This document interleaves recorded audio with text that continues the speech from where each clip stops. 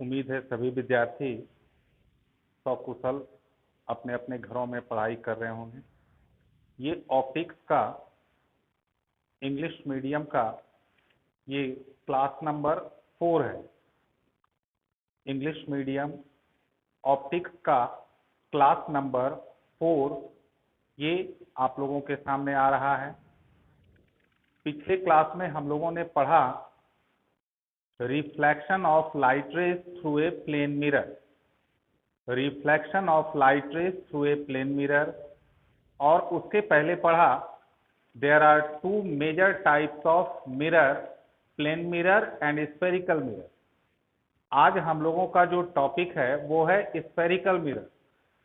सबसे पहले बतला दें एक स्फेरिकल मिरर को बनाया कैसे जाता है। ठीक है, एक स्फेरिकल मिरर को बनाया कैसे जाता है, ध्यान देंगे आप लोग। एक ट्रांसपेरेंट ग्लास का एक हॉलो स्फीयर लेते हैं, जैसे जैसे बताया जा रहा है आप लोग उसको दिमाग में इमेजिन करते जाएंगे। एक ट्रांसपेरेंट ग्लास का एक हॉलो स्फीयर, ध्यान रखेंगे, एक हॉलो स्फीयर लेते हैं और उस स्फीयर के सरफेस पर एक सर्कुलर पोर्शन को काट के निकाल लेते। फिर से मैं रिपीट कर दूं, एक ट्रांसपेरेंट ग्लास का एक हॉलो स्फीयर लेते हैं, उस स्फीयर की सरफेस पर एक सर्कुलर पोर्शन को हम लोग काट के निकाल लेते। अब वो इमेजिन करें कि वो जो एक सर्कुलर टुकड़ा जो निकाला गया, जस्ट लाइक एक छोटा कटोरा जैसा, अब अगर ऑब्वियसली वो जो सर्कुलर पोर्शन होगा उसका एक सरफेस होगा गड्ढा जैसा और दूसरा सरफेस होगा बाहर की तरफ निकला हुआ। अब ध्यान देंगे, अब इसमें किसी एक सरफेस को सिल्वर्ड करना है, जैसा प्लेन मिरर में बताया गया था। तो अगर हम लोग बाहर वाले सरफेस को सिल्वर्ड कर दें अगर हम लोग बाहर वाले सरफेस को सिल्वर्ड कर दें तो वो बन जाता है कॉनकेव, और अगर अंदर वाले सरफेस को अगर सिल्वर्ड कर दें तो वो बन जाता है कॉन्वेक्स। अब आप लोग यहां ध्यान दें, स्फेरिकल मिरर का दो टाइप, कॉनकेव मिरर और कॉन्वेक्स मिरर। ये डायग्राम में दिखाया गया है एक हॉलो स्फीयर, ठीक है, एक हॉलो ग्लास, ट्रांसपेरेंट ग्लास का एक हॉलो स्फीयर, ठीक है। इस स्फीयर पर एक सर्कुलर पोर्शन, यहां हमने दो पीस को दिखाया है, दो सर्कुलर पोर्शन को कट कर लिए, ठीक है। अगर भीतर वाले सरफेस को सिल्वर्ड करेंगे then this type of spherical mirror becomes convex, and if the outer surface is silvered then this type of spherical mirror becomes concave।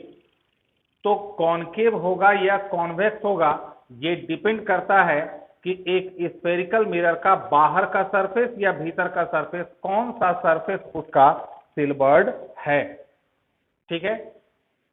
Diagram पर एक बार नजर डाल लें आप लोग।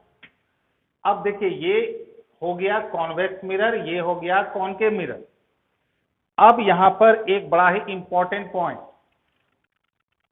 चाहे कॉन्वेक्स हो या कॉनकेव हो, आप लोगों के सामने ये तीन टर्म दिख रहे हैं जिसका सिंबॉलिक रिप्रेजेंटेशन है सी, आर और पी, सी, आर और पी। तीनों को बारी बारी से बतला रहे हैं। ध्यान देंगे, सबसे पहले ये जो एक ग्लास, ट्रांसपेरेंट ग्लास का जो हॉलो स्फीयर है जिसका कि ये दोनों एक सर्कुलर पोर्शन है, उस स्फीयर का जो भी सेंटर होगा, उस स्फीयर का जो भी सेंटर होगा, उस सेंटर को स्फेरिकल मिरर का कहते हैं सेंटर ऑफ कर्वेचर। क्या कहेंगे उसको? Centre of curvature. फिर जिस हॉलो स्फीयर का ये स्फेरिकल मिरर एक पार्ट है, एक पोर्शन है, उस स्फेरिकल मिरर का जो रेडियस होगा उस रेडियस को हम लोग रिप्रेजेंट करेंगे कैपिटल आर से, और उसको हम लोग कहते हैं रेडियस ऑफ कर्वेचर। ये दो बड़े ही इंपॉर्टेंट टर्म कहलाते हैं। ऐसे तो दो और भी हैं, ठीक है, एक सी और दूसरा आर। तो सी हो गया सेंटर ऑफ कर्वेचर और आर हो गया रेडियस ऑफ कर्वेचर। अब एक और इंपॉर्टेंट टर्म, जैसे ये एक स्फेरिकल मिरर है, अंदर वाला सिल्वर्ड है तो कॉन्वेक्स हो गया। इसका जो ज्योमेट्रिकल सेंटर होगा, अब जैसे आप लोग इमेजिन करें एक कटोरा है, उसका कहीं ना कहीं पर ज्योमेट्रिकल सेंटर होगा, एक सेंट्रल पॉइंट होगा, उसको हम लोग कहते हैं ज्योमेट्रिकल सेंटर। तो एक स्फेरिकल मिरर का जो ज्योमेट्रिकल सेंटर है उसको हम लोग कहते हैं पोल, ठीक है, उसको कहते हैं पोल। तो pole is the geometrical centre of spherical mirror. Radius of curvature means radius of that hollow sphere। Radius of curvature means radius of that hollow sphere of which the spherical mirror is a part of, and center of curvature is the center of that hollow sphere। Center of curvature is the center of that hollow sphere of which a spherical mirror is a part of। उम्मीद करता हूं ये तीनों term आप लोगों को clear हो गया हो। अब हम लोग सिचुएशन को आगे बढ़ाते हैं। सबसे पहले हम लोग ये समझेंगे how reflection of light rays takes place through a spherical mirror. एक स्फेरिकल मिरर से लाइट रेज का रिफ्लेक्शन कैसे होता है। लेकिन इसको समझने के पहले लॉज ऑफ रिफ्लेक्शन, ठीक है, लॉज ऑफ रिफ्लेक्शन को थोड़ा आप लोग ध्यान में ला लें, क्योंकि लॉज ऑफ रिफ्लेक्शन को अगर दिमाग से निकला, अगर लॉज ऑफ रिफ्लेक्शन दिमाग से निकलेगा तो जब जब हम लोग मिरर पढ़ेंगे तब तब परेशानी होगी, ठीक है। तो लॉज ऑफ रिफ्लेक्शन को मैं फटाफट रिपीट कर दूं। Number 1 law, the incident light रे, रिफ्लेक्टेड लाइट रे and a normal assumed at the point of incidence, all these three must lie in a same plane but in case of regular reflection। And number 2 law, the angle of incidence and angle of reflection both must have same value। ठीक है। अब हम लोग ये देखते हैं how reflection of light rays takes place through a spherical mirror। तो बारी बारी से पहले हम लोग कॉनकेव मिरर में समझते हैं और फिर हम लोग समझेंगे कॉनकेव कॉन्वेक्स मिरर में, ठीक है।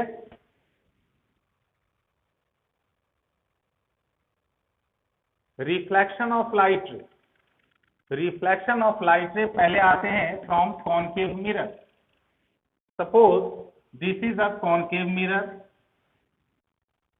अब यहां पर एक बड़ा ही इंपॉर्टेंट टर्म आप लोग ध्यान से समझ लें, पता भी होगा, कोई नई बात नहीं है। ये अभी क्या बतलाया गया, this is centre of curvature and this point is called pole. A line, a straight line passing through C and P means this straight line is called principal axis. फिर से मैं रिपीट कर दूं, the straight line passing through C and P, the straight line passing through C and P is called principal axis। ठीक है। अब जो है ये हो गया एक कॉनकेव मिरर, ये हो गया principal axis, centre of curvature और पोल। दोनों लॉज ऑफ रिफ्लेक्शन ध्यान में आ जाना चाहिए। और एक ज्योमेट्री की बहुत इंपॉर्टेंट बात मैं बतला रहा हूं, उसको आप लोग ध्यान से सुन लेंगे, आगे बार बार यूज होगा। ये ज्योमेट्री की बात है, मैथ का तो इनपुट होना ही होना है फिजिक्स में, तो एक ज्योमेट्री की बात मैं बतला दूं जो बार बार यूज होगा, आप लोग ध्यान से इसको सुन लें।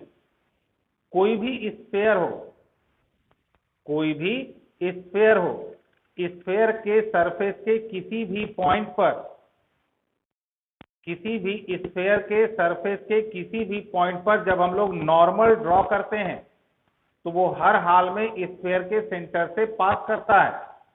ठीक है, मैं फिर इसको रिपीट कर दे रहा हूं, आप लोग ध्यान से सुन लें दोबारा। whenever any normal whenever any normal drawn at any point on the surface of a sphere on the surface of a sphere then that normal must pass through the center of the sphere। वो हर हाल में normal हर हाल में centre से वो पास करेगा। ठीक है, अब हम लोग आते हैं how reflection of light rays takes place through a concave mirror and a convex mirror. ध्यान दें, ये हम लोगों ने ड्रॉ किया हुआ है कॉनकेव मिरर, ये हो गया प्रिंसिपल एक्सिस। सपोज एक लाइट रे ऐसे आ रही है और इस पॉइंट पर आकर के इंसिडेंट हुई, तो याद करें laws of reflection. Point of incidence पर हम लोग एक नॉर्मल एज्यूम करते हैं। अब अभी जो बताया गया ज्योमेट्री की पॉइंट को, इस पॉइंट पर हम लोग क्या डालेंगे, एक नॉर्मल। तो ऐसे समझाने के लिए मैं इसको यहां पर बना रहा हूं। ये देखिए, ये जो नॉर्मल डालेंगे then this normal must pass through the centre of curvature according to the geometrical rule. तो ये देखिए, ये हो गया नॉर्मल। अब नॉर्मल के साथ जितने एंगल से ये लाइट रे इंसिडेंट हुई उतने एंगल से रिफ्लेक्शन हो गया according to second law of reflection. तो इस तरह से लाइट रे स्फेरिकल यानी कॉनकेव मिरर से ऐसे रिफ्लेक्ट कर जाती है। अब हम लोग आते हैं कॉन्वेक्स मिरर। ये देखिए, ये कॉन्वेक्स मिरर, ये हो गया P, ये हो गया C, ये हो गया प्रिंसिपल एक्सिस। कोई भी एक लाइट रे ले रहे हैं, सपोज जैसे देखिए यही लाइट रे, एरो पर आप लोग ध्यान रखेंगे, ये लाइट रे इस पॉइंट पर इंसिडेंट हुई, तो इस पॉइंट पर क्या ड्रॉ करेंगे, नॉर्मल। ये देखिए, ये नॉर्मल ड्रॉ हुआ तो ये हर हाल में कहां से पास करेगा, सेंटर ऑफ कर्वेचर से। ठीक है, अब जितने एंगल से, ये नॉर्मल है, ध्यान रखेंगे आप लोग, ये क्या है, नॉर्मल। जितने एंगल से इंसिडेंट हुआ उतने एंगल से रिफ्लेक्ट होगा। ठीक है, तो तीन term regarding a spherical mirror, these three terms are very important. Number one is center of curvature, number two is radius of curvature, and number three is geometrical center, which is called pole. A fourth point is also important in case of spherical mirror, which is called focus. तो अब हम लोग focus को समझते हैं कि what is focus।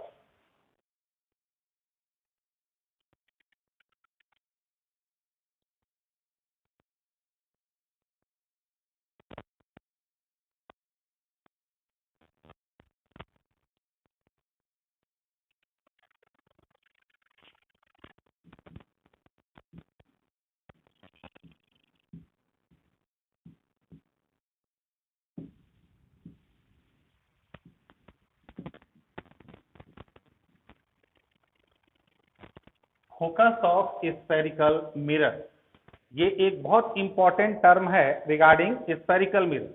Focus of spherical mirror,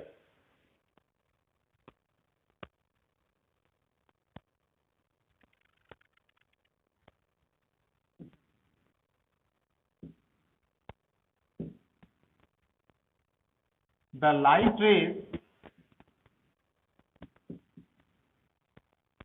coming from infinity and parallel to the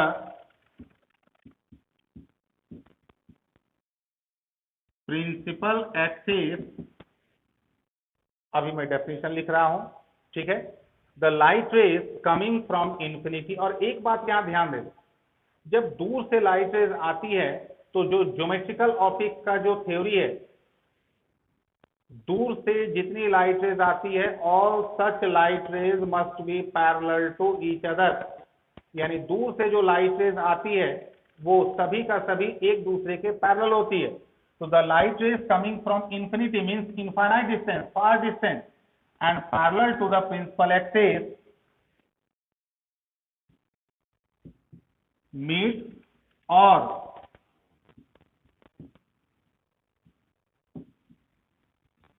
appears to meet at a point on the principal axis after reflection to the spherical mirror. The light rays coming from infinity and parallel to the principal axis meets or appears to meet, यानी मिल जाती है या मिलता हुआ feel होता है, appear होता है at a point on the principal axis after reflection through the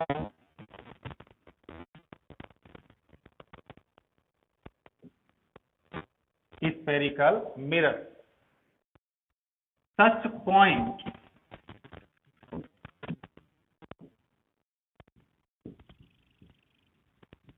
is called focus of the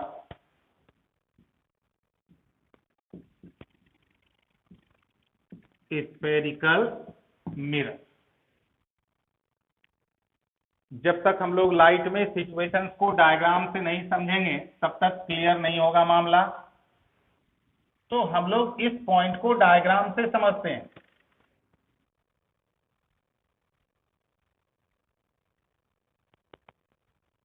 देखिए कैसे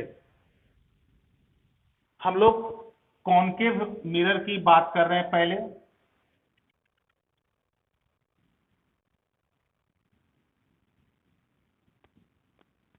ये हो गया प्रिंसिपल एक्सिस, ठीक है, ये हो गया पोल। सपोज एक लाइट रे ऐसे आ रही है और ये प्रिंसिपल एक्सिस के भी पैरेलल है और दूसरा लाइट रे ऐसे आ रही है, दो लाइट, ये दोनों प्रिंसिपल एक्सिस के क्या है, पैरेलल। तो अगर कॉन्केव मिरर होगा तो अभी मैंने थोड़ी देर पहले बताया था how light rays reflect through a concave mirror. तो ये देखिए ये ऐसे आएगा और ये जो है ये ऐसे रिफ्लेक्ट होकर के इस पॉइंट पर मिल जाएगा। इसी पॉइंट को हम लोग कहते हैं focus, which is denoted by F, ठीक है। अब देखिएगा एक बहुत बड़ा फर्क क्या होगा। This is called concave mirror. अब हम लोग बात करते हैं कॉन्वेक्स मिरर की।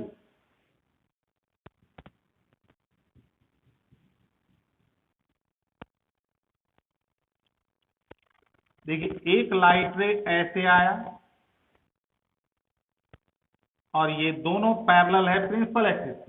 तो अभी थोड़ी देर पहले हम लोगों ने कॉन्वेक्स मिरर से कैसे लाइट रे का रिफ्लेक्शन होता है इसको भी पढ़ा।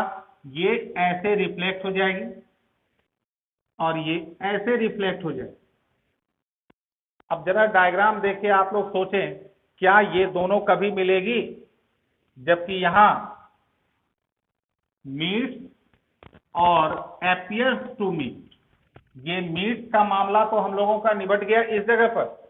ये इधर से रिफ्लेक्ट होकर के आकर के ये इधर से रिफ्लेक्ट होकर आकर के मिल गई। तो ये जो दो सर्किल जो बनाया गया मीट, तो वो हो गया कॉन्केव मिरर में मीट कर गया।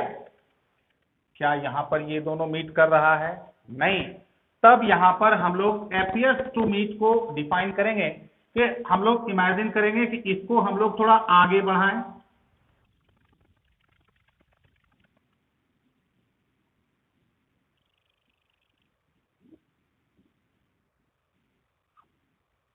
ठीक है, दोनों को थोड़ा थोड़ा पीछे की तरफ लाएंगे तो इस जगह पर ये क्या ये मिला?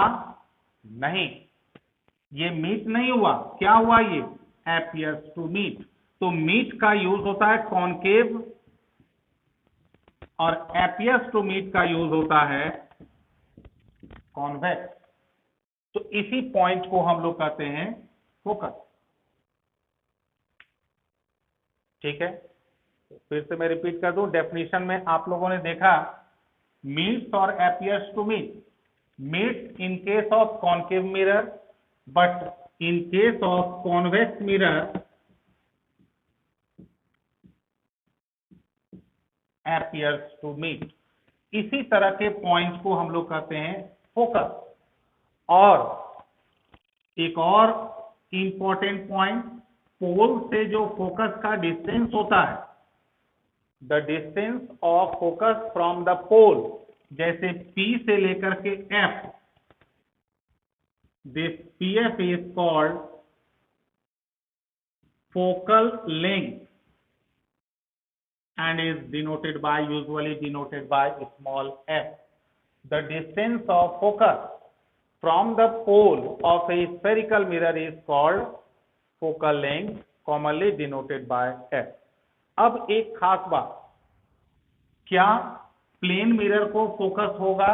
नहीं, प्लेन मिरर को इसलिए फोकस नहीं होगा कि उसमें दो लाइट रेज ना ही मीट करेगी आफ्टर रिफ्लेक्शन, और ना ही पैरेलल लाइट रेज कभी भी रिफ्लेक्ट होकर के मीट नहीं करेगी, और ना मीट करता हुआ अपीयर होगा। इसलिए एक प्लेन मिरर को फोकस नहीं होता है। फोकस जब नहीं होता है एक प्लेन मिरर को, तो हम लोग उसको बोल देते हैं कि अगर पूछा जाए बताओ फोकस कहां था, हम लोग कहते हैं नहीं होता, मतलब बहुत दूर होता। तो अगर बहुत दूर होता है तो उसका फोकल लेंथ क्या हो जाता है? इन्फिनिटी। एक प्लेन मिरर को फोकस नहीं होने के कारण उसका फोकल लेंथ हो जाता है इन्फिनिटी। अब यहां पर कुछ स्टूडेंट्स के दिमाग में एक क्वेश्चन एराइज हो रहा हो।